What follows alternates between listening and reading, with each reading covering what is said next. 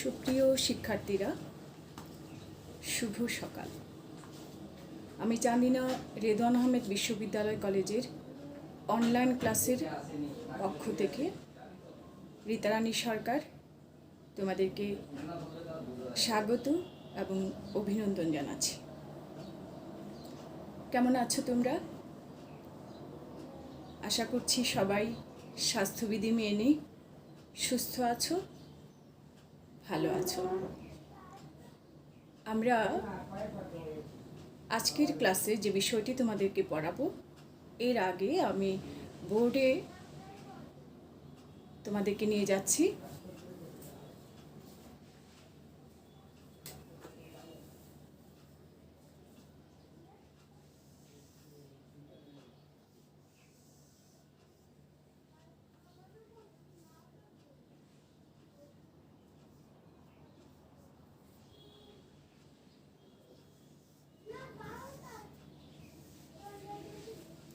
কি দেখতে পাচ্ছ তোমরা? হ্যাঁ, এটি একটি নৌকা। নৌকার সমার্থক শব্দ কি? তরী, তরুণী।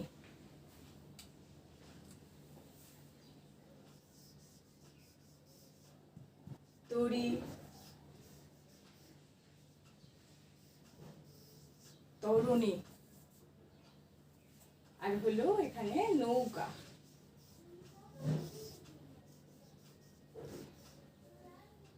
আমরা এই যে তরুণীটি বা নৌকাটি দেখতে পাচ্ছি, সেটি হচ্ছে স্বর্ণ দিয়ে তৈরি। স্বর্ণ দিয়ে এই নৌকাটি তৈরি হয়েছে, সুতরাং তার নাম হচ্ছে সোনার তরী।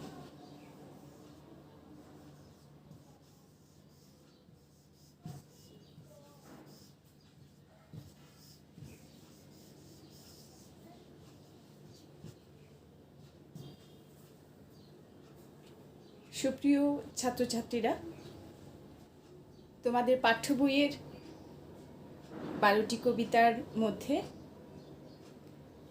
2 নম্বর যে কবিতা, সেটি হচ্ছে রবীন্দ্রনাথ ঠাকুরের সোনার তরী কবিতা। আমরা আজকে পড়ব বিশ্বকবি রবীন্দ্রনাথ ঠাকুরের সোনার তরী কবিতাটি। এসো তাহলে বই খাতা নিয়ে প্রস্তুত হয়ে যাও। এই সোনার তরী রবীন্দ্রনাথ ঠাকুর।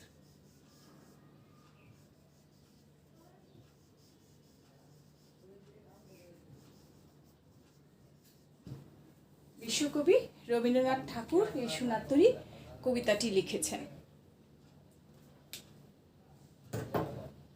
আমরা কবিতার সম্পর্কে বিগত ক্লাসে, তোমরা ম্যামের ক্লাসে বিস্তারিত আলোচনা শুনেছ যে কবিতা কাকে বলে, কবিতা কি ধরনের হয়, এবং আজকে যে আমাদের এই কবিতাটি, সেটি কি ধরনের কবিতা তোমরা গত ক্লাসগুলো দেখলে কিন্তু তোমরা অবশ্যই বুঝতে পারবে। এই কবিতাটি হচ্ছে একটি রূপক কবিতা।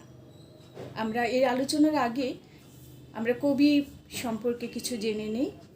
তোমাদেরকে আমি শুরুতেই বিভীষণের প্রতি মেঘনাদ পড়াতে যেয়ে বলেছিলাম যে আমরা যখন কবিতা পড়ব, তখন যিনি লিখেছেন কবিতাটি, তার সম্পর্কে আমরা বিস্তারিত জেনে নেব। তো এসো, আমরা বিশ্বকবি রবীন্দ্রনাথ ঠাকুর সম্পর্কে কম বেশি অনেকেই জানি, তারপরেও আমাদেরকে একটু জানতে হবে। আমরা যদি প্রথমেই তার জন্ম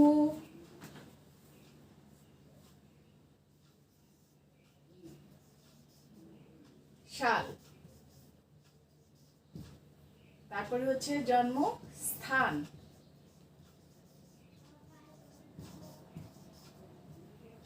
জন্মসাল, জন্মস্থান, তারপরে তার পিতা মাতার নাম,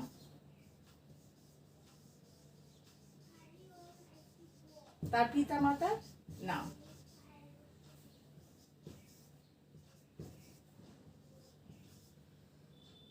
4 নম্বরে তার রচিত বিখ্যাত রচনাসমূহ। এর মধ্যে আছে কাব্যগ্রন্থ, আছে উপন্যাস, আছে কাব্যনাট্য, সমস্ত কিছুই চলে আসবে। আমরা পাঁচে তার হচ্ছে নোবেল পুরস্কার কোন কাব্যগ্রন্থের জন্য এবং কত সালে।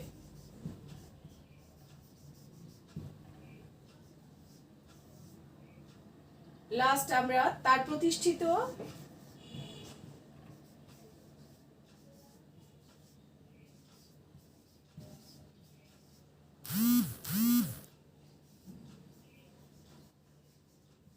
শিক্ষা প্রতিষ্ঠান।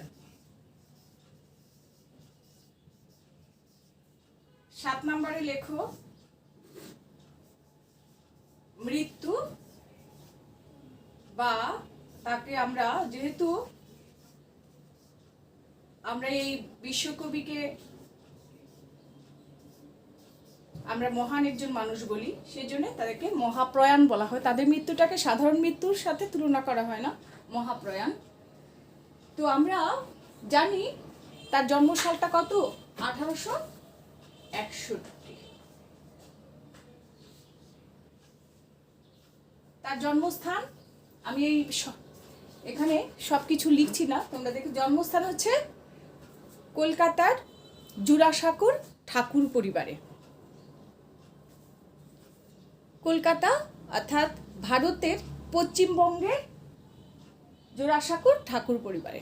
পশ্চিমবঙ্গ মানে কলকাতা। এবার আসো তার পিতা মাতার নাম। তার পিতা হচ্ছেন মহর্ষি দেবেন্দ্রনাথ ঠাকুর আর মাতা হচ্ছেন সারদা দেবী। তার রচিত বিখ্যাত রচনাসমূহ, তোমরা সেটা জানো যে তার রচিত বিখ্যাত রচনাসমূহের মধ্যে গীতাঞ্জলি তো আছেই। আজকে আমরা যেটা পড়ছি সোনারতরী, সেই সোনারতরী কাব্যগ্রন্থ। তারপরে আছে বলাকা, পূরবী, পুনশ্চ, শেষ লেখা, এরকম আরও কাব্যগ্রন্থ। তারপর তার হচ্ছে চিত্রাঙ্গদা বিসর্জন নামে কাব্যনাট্য আছে। আর তিনি ছিলেন বাংলা সাহিত্যে ছোট গল্পের জাদুকর। অসংখ্য ছোট গল্প আছে তার আমাদের বাংলা সাহিত্যে। তাছাড়া তিনি উপন্যাস লিখেছেন, যোগাযোগ তার একটি বিখ্যাত উপন্যাস। তারপর আছে তার গান, তার হাজার হাজার গান আমাদের মনে প্রাণে গেঁথে আছে। আমরা বাঙালি যতদিন বেঁচে থাকব, হাজার বছর ধরে তার গান টিকে থাকবে মানুষের হৃদয়ে।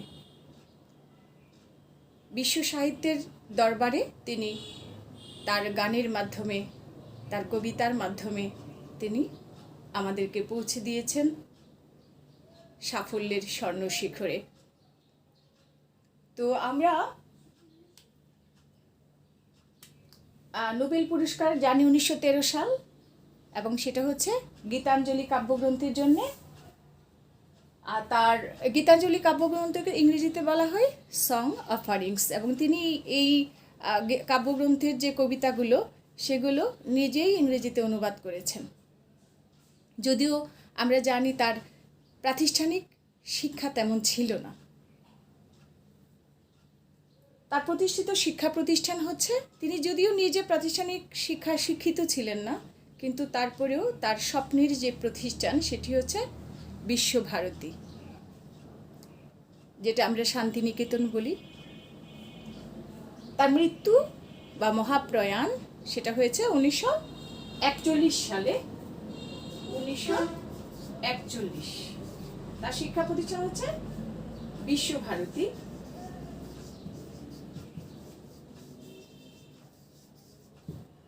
নোবেল পুরস্কার 1913, গীতাঞ্জলি,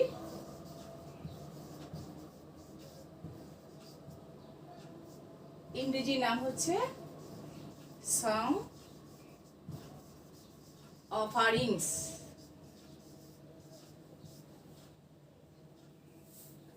তার বিখ্যাত রচনা সমূহ তো বললাম, পিতামাতার নাম বলেছি। তো আমরা চলো এবার মূল বিষয় আমাদের কবিতা সোনারতরীতে চলে যায়। সোনারতরী কবিতা একটি রূপক কবিতা।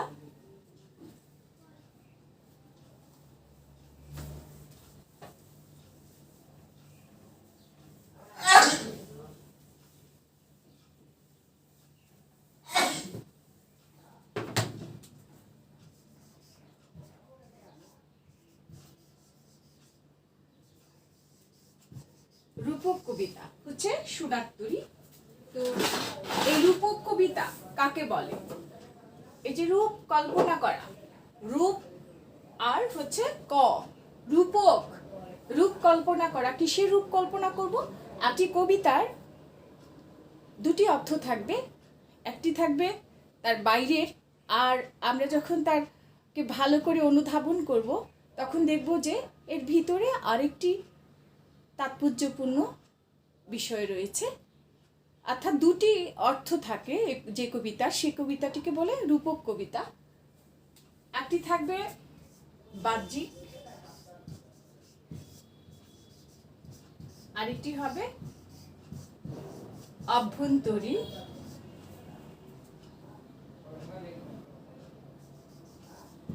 অভ্যন্তরীণ বা অন্তর্নিহিত।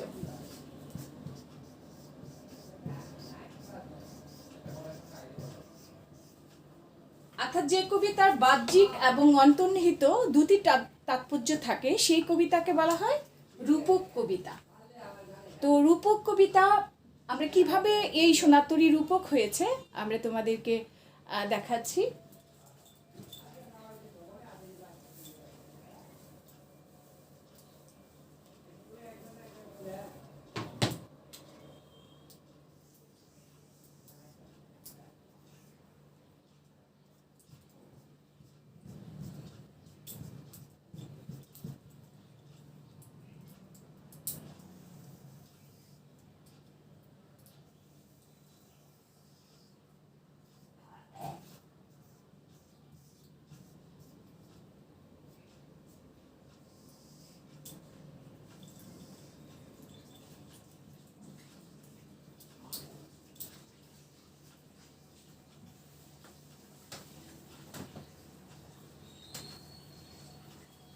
দেখো, আমরা একটি ছবি আছি, সেই ছবিটি তোমরা খেয়াল করো।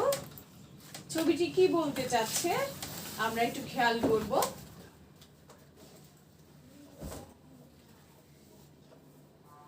গগনে গগনে গরজে মেঘ ঘন বর্ষা, কুলে কুলে একা বসে আছি নাহি ভরসা। রাশি রাশি ভাড়া ভাড়া ধান কাটা হলো সারা, ভরা নদী ক্ষুরো ধারা খর পরশা, কাটিতে কাটিতে ধান এলো বর্ষা। একখানি ছোট ক্ষেত আমি একেলা, চারিদিকে বাঁকা জল করিছে খেলা। পরপারে দেখি আঁকা তরু ছায়া মশি মাখা, গ্রামখানি মেঘে ঢাকা প্রভাত বেলা। এ পারিতে ছোট ক্ষেত আমি একেলা।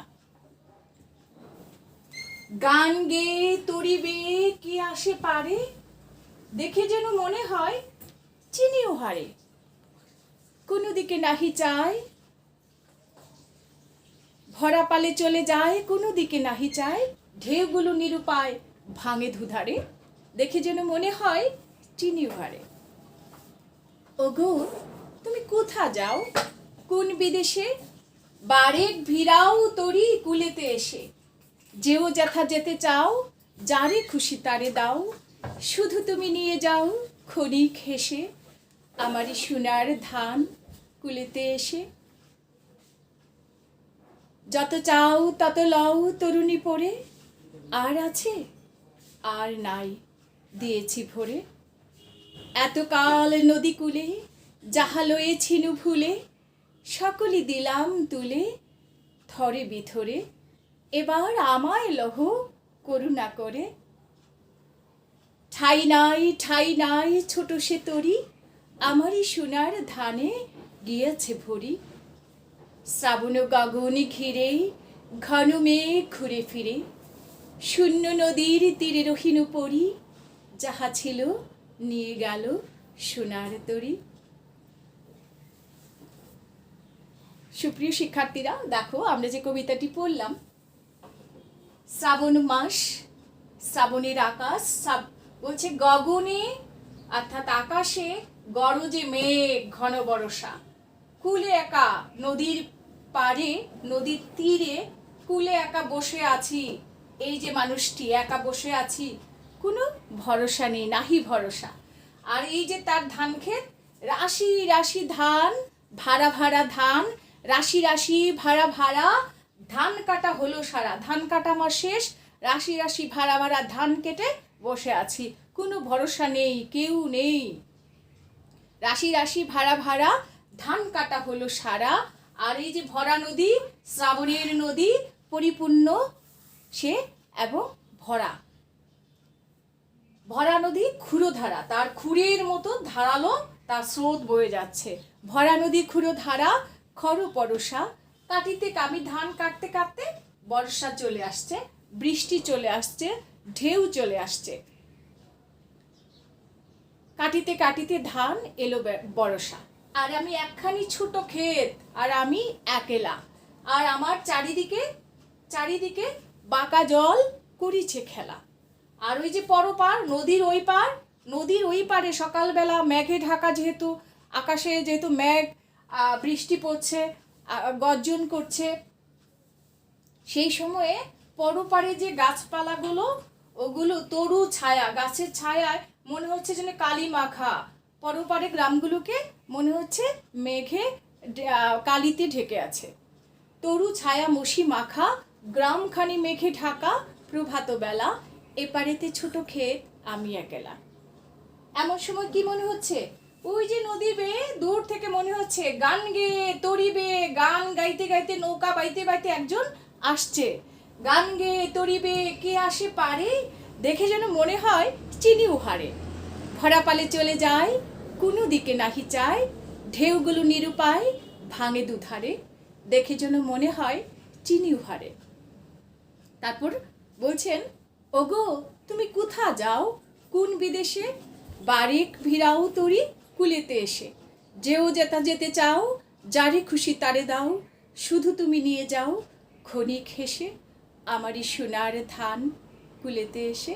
সে বলছে, ওগো তুমি কোথা যাচ্ছ, কোন দূরে যাচ্ছ, কোন বিদেশে যাচ্ছ, তুমি একবারের জন্য নৌকাটা ভিড়াও, কুলে আসো, আমার সোনার ধানগুলি যে আমি কেটে বসে আছি এগুলো নিয়ে তুমি চলে যাও।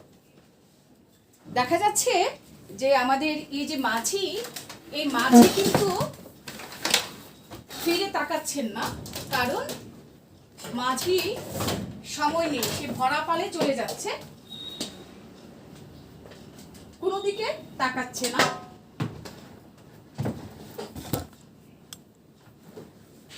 সে কোনো দিকে, ওই লাইটটা নিয়ে আসো, ওই রুম থেকে লাইটটা নিয়ে আসো। সে কোনো দিকে তাকাচ্ছে না, সেই জন্যে আমাদের এই কৃষক বলছে যে, তুমি যেও যেথা যেতে চাও, যারে খুশি তারে দাও, শুধু তুমি নিয়ে যাও ক্ষণিক হেসে। তুমি ক্ষণিকের জন্য হেসে এই আমার সোনার ধানগুলো নিয়ে যাও। এক্সকিউজ মি, এক মিনিট।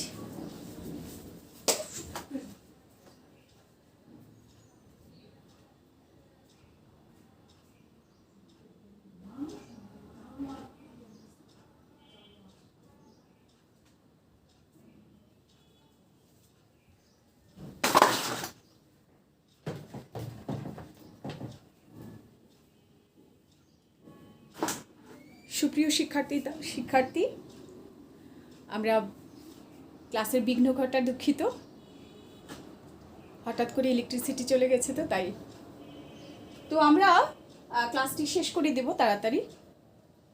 তো এইখানে আমরা যে বিষয়টি দেখলাম যে কৃষক ওই নৌকাটিকে দেখে সে আশান্বিত হয়েছিল এবং সে খুশি হয়েছিল। সে বলছে যে, গান গেয়ে তরিবে, কে আসে পারে, দেখে যেন মনে হয় চিনি উহারে। দেখে আমার মনে হচ্ছিল আমি তাকে চিনি, কিন্তু না, আমি তাকে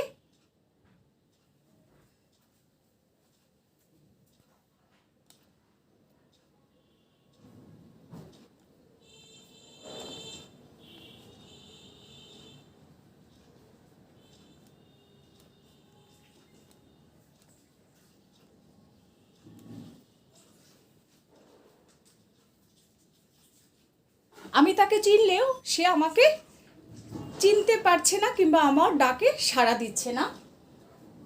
তখন আমি তাকে অনুরোধ করলাম নিজেই যে ওগো তুমি কোথা যাও, কোন বিদেশে তুমি যাচ্ছ, তুমি বাড়ি একবারের জন্য আসো, এসে আমার এই সোনার ধানগুলিকে, আমি যে কেটে বসে আছি সোনার ধান, ওগুলিকে তুমি নিয়ে চলে যাও, তারপর তুমি যারে খুশি তারে তুমি দিয়ে দিও, আমার কোনো অসুবিধে নেই।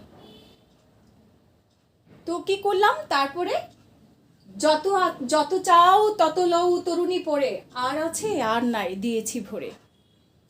যে আমি যত ছিল সব এই নৌকাটা যখন আসলো, আমি যখন তাকে অনুরোধ করে নিয়ে আসলাম, তখন আমি নিজেই কি করলাম, যত চাও তত লও তরুণী পড়ে, যত চাচ্ছ আমি ততই এই নৌকা ভরে দিয়ে দিচ্ছি, যত চাও তত লও তরুণী পড়ে, আর আছে আর নাই দিয়েছি ভরে। এতকাল নদী কূলে যাহালো এ ছিনু ফুলে, সকলে দিলাম তুলে তুলে থরে বিথরে, এবার আমায় লোহ করুণা করে। যে আমি এতকাল নদী পাড়ে বসে যা সাধনা করেছিলাম, আমার সেই সাধনার সব সোনালি ফসল আমি তোমার নৌকাতে ভরে দিয়েছে, এবার আমাকে তুমি দয়া করে করুণা করে আমায় নাও।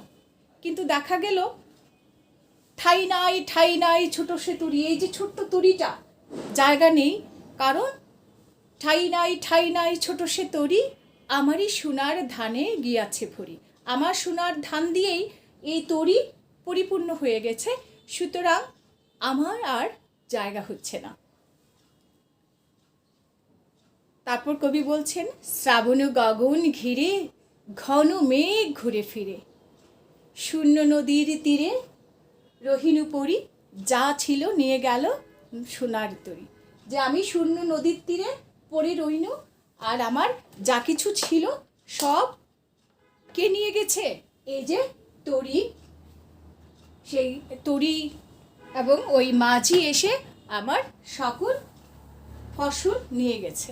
এটা হচ্ছে বাহ্যিক যে অর্থ, যে একজন কৃষক নদীর পাড়ে তার একটি ক্ষেত, ধান ক্ষেত, সেইখানে সে ধান কেটে বসে আছে, অপেক্ষা করছে, এবং কিছুক্ষণ পর সে দেখলো একজন মাঝি নৌকা বেয়ে গান গেয়ে গেয়ে আসছে, কিন্তু মাঝি তার দিকে তাকাচ্ছে না, যদিও তার মনে হচ্ছিল মাঝি তার চেনা। তখন সে নিরুপায় হয়ে নিজেই তাকে আহ্বান করছে যে ওগো তুমি কোথা যাও, কোন বিদেশে, বাড়ি ফিরাও তরি কুলিয়েতে এসে, এবং কুলে এসে তার সমস্ত ধান নিয়ে চলে গেল। যখন সে কৃষক নিচে উঠতে চাইলো, তখন দেখা গেল তার নিজের ধানেই তার ওই নৌকাটি পরিপূর্ণ হয়ে গেছে, সেখানে আর তার জায়গা হচ্ছে না। এটা হচ্ছে বাহ্যিক অর্থ। আর অভ্যন্তরীণ যে অর্থ, গুরু যে অর্থটি আছে, সেটি হচ্ছে এই কৃষক হচ্ছে সৃষ্টিশীল মানুষ। আমাদের এই পৃথিবীতে সৃষ্টিশীল যারা মানুষ, যারা নতুন কিছু তৈরি করে নিজেদের মেধা প্রতিভা দিয়ে নতুন কিছু সৃষ্টি করে মানব কল্যাণে নিয়োজিত হন, তারা হচ্ছে সৃষ্টিশীল মানুষ। এই সৃষ্টিশীল মানুষেরা অনেক পরিশ্রম করে, অনেক কষ্ট করে তার যেই সৃষ্ট সোনালি ফসল, যে তার কৃতকর্ম, সেগুলি এই যে মহাকাল, এই যে গান গেয়ে তরি বেয়ে যে আসছে, সেটা হচ্ছে মহাকাল। এই মাঝি হচ্ছেন মহাকালের প্রতীক। সময়ের স্রোত এসে কি করবে, আমাদের ওই সৃষ্টিশীল মানুষের সৃষ্টি সম্ভারকে সে নিয়ে যাবে কোথায়, বলছে কোন বিদেশে। এই বিদেশটা হচ্ছে শিল্পরাজ্য, শিল্প সাহিত্যের জগৎ। সেই জগতে আমাদের এই সৃষ্ট সাহিত্য সম্ভারকে কবি নিয়ে যাবে। কিন্তু ব্যক্তি মানুষ, অর্থাৎ আমাদের যে শারীরিক অস্তিত্ব, যেটা সেটার কোনো জায়গা হবে না মহাকালের স্রোতে, মহাকালের তড়িতে, মহাকালের নৌকাতে। এই হচ্ছে তার অন্তর্নিহিত অর্থটি। তাহলে আমরা দেখলাম যে সাধারণ অর্থে একজন কৃষক ধান কেটে বসে আছে এবং একটি নৌকাতে সে তার ধানগুলো তুলে দেয় এবং তার নিজের যখন সে ওই নৌকায় উঠতে চায় জায়গা হয় না। আর অভ্যন্তরীণ যে বিষয়টি সেটি হচ্ছে আমাদের সৃষ্টিশীল মানুষেরা তার এই মহৎ কর্মগুলো মহাকালের নৌকাতে জায়গা হচ্ছে। হাজার বছর ধরেও আমরা রবীন্দ্রনাথকে স্মরণ করব, হাজার বছর ধরে আমরা বাংলাদেশ যতদিন আছি আমরা ততদিন আমরা নজরুলকে মাথায় করে রাখব। কিন্তু তাদের যে ব্যক্তি সত্তা, তাদের যে শারীরিক অস্তিত্বকে আমরা টিকিয়ে রাখতে পারিনি এবং মহাকালের নৌকাতে সেই শারীরিক অস্তিত্বের কোনো জায়গা হয় না। সেই জন্য এই কবিতা